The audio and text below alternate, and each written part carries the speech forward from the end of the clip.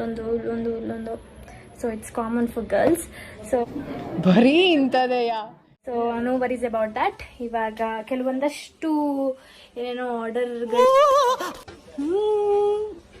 So ಅದನ್ನೆಲ್ಲ ನೋಡಿ ಒಂದು ಸ್ವಲ್ಪ ಯಾವುದೋ ಚೆನ್ನಾಗಿದೆ ಅದನ್ನೆಲ್ಲ ಇಟ್ಕೊಂಡು ಮತ್ತೆ ಇನ್ನೊಂದು ಸ್ವಲ್ಪ ಅದನ್ನೆಲ್ಲ ಸ್ಯಾಟಿಸ್ಫೈಡ್ ಅನ್ಸಿದ್ರೆ ಇಟ್ಕೊಳ್ತೀನಿ, ಇಲ್ಲ ಅಂತಂದ್ರೆ ರಿಟರ್ನ್ ಮಾಡಿಬಿಡ್ತೀನಿ ನಾನು. ಆಗಿತ್ತು ನನ್ನ ಹತ್ರ ನಂದು ವ್ಯಾಲೆಟೇ ಕಳ್ಕೊಂಬಿಟ್ಟಿದ್ದೆ ನಾನು. ಅದು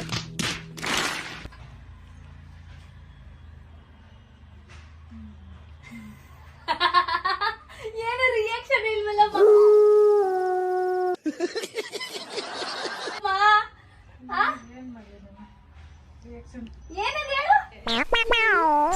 ನಿನಗೆ ಅಲ್ಲಿ ನಮ್ಸರಿಲ್ಲ, ನಮ್ಮ ಅಮ್ಮನ ಏನು ರಿಯಾಕ್ಷನ್ ಇಲ್ಲ, ನಮ್ತೂ ಇಲ್ಲ.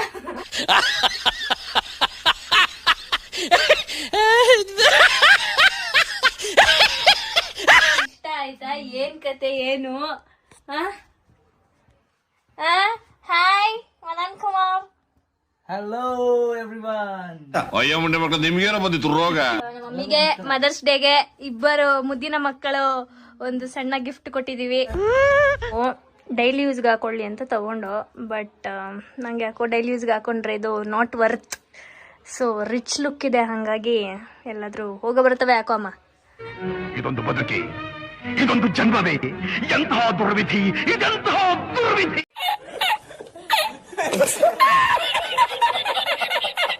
ಆಯ್ತಾ ಯಾವ್ದಾದ್ರು ಫಂಕ್ಷನ್ಗೆ ಏನ್ಕಾದ್ರು.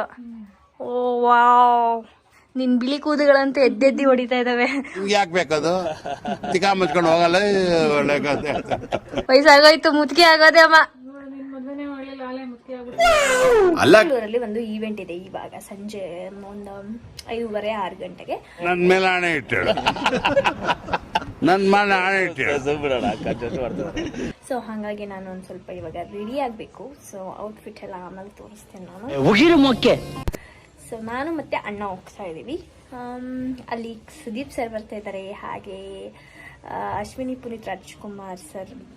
ನಿಮ್ಮ ಅಮ್ಮನ ಪಿಂಡ ಯಾವ ಬೋಳಿ ಮಗನಿಗೆ ಅರ್ಥವಾಗುತ್ತದು. ನಾನು ಸಿಂಗಲ್ ಆಗಿದ್ದೀನಿ ಅಂತ ನನಗೆ ಯಾವತ್ತೂ ಬೇಜಾರಾಗಿಲ್ಲ. ಬರೀ ಡೌಗಳಿಂದ ಸಿಂಗಲ್ ಆಗೋದನ್ನ ಅಂತ ಹೇಳಿದ್ರು ಯಾರು ನಮ್ಮಂಗಿಲ್ಲಲ್ಲ.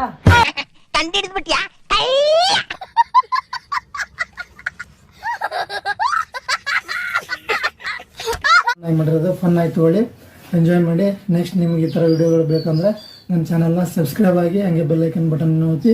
ಓಕೆ, ನೆಕ್ಸ್ಟ್ ವಿಡಿಯೋ ಸಿಗೋಣ. ಬಾಯ್.